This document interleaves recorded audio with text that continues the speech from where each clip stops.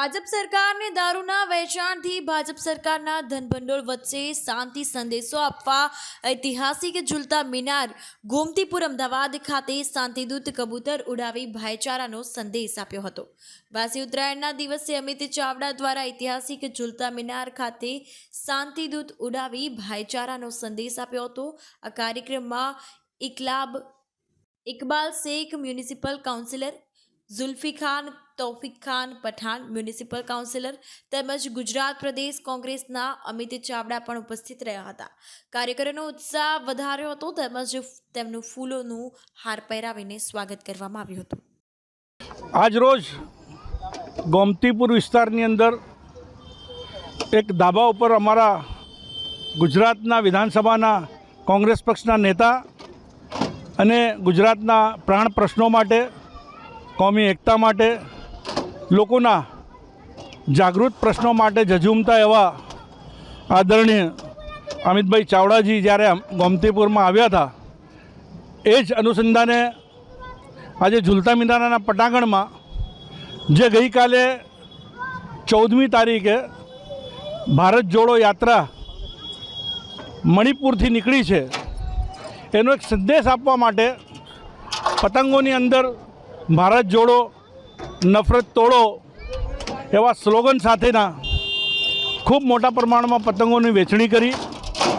સાથે સાથે આજે પટાંગણમાં ઝૂલતા મિનારાના સર્વધર્મના ધર્મગુરુઓ, હિન્દુ સમાજથી મણકીવાલા આશ્રમના ત્રિપાઠીજી, ક્રિશ્ચન સમાજના ફાધર, શીખ સમાજના આગેવાનો અને મુસ્લિમ સમાજના મૌલાના સાહેબોની સાથે વિવિધ ધર્મના અગ્રણીઓની સાથે એક કાર્યક્રમનું આયોજન કરવામાં આવ્યું હતું, જેની અંદર જે નફરત માટે જે લોકો રાજકારણ કરી રહ્યા છે એની સામે, જેને શાંતિદૂત કહેવાય, પારેવા કહેવાય, એવા પારેવાઓ આકાશમાં ઉડાવી એને મુક્ત કરવામાં આવ્યું।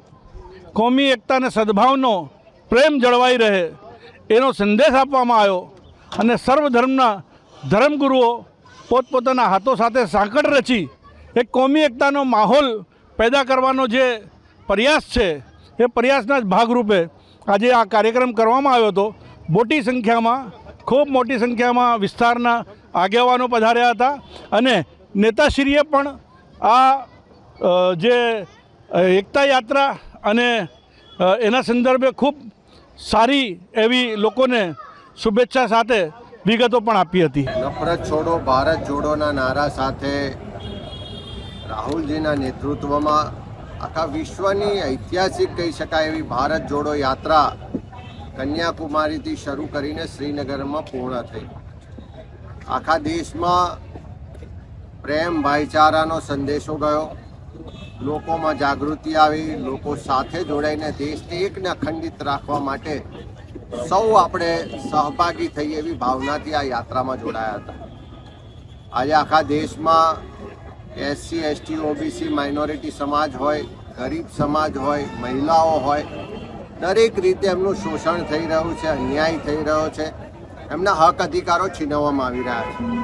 ત્યારે એ જ તર્જ પર આ તમામ વર્ગને ન્યાય મળે, એનો અધિકાર મળે અને સાથે સાથે નફરત છોડીને આપણે સૌ સાથે મળીને ભારત જોડવાનું કામ કરીએ, ભારત દેશને મજબૂત કરીએ।